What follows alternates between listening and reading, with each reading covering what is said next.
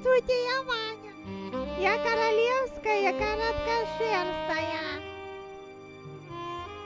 Белое пятно говорит о моей царской власти. В моей большой квартире живут 2 человека. Один убирает мой горшок. Ой, зачем ты ее кормишь? Второй кормит меня. Кусай моя косочка. Разве можно это ей давать? У меня много достоинств и нет недостатков. Я люблю складывать конструктор и рисовать.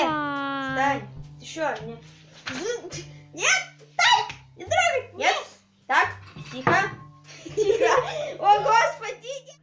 Иногда людишки очень много себе позволяют. Я так уже устала.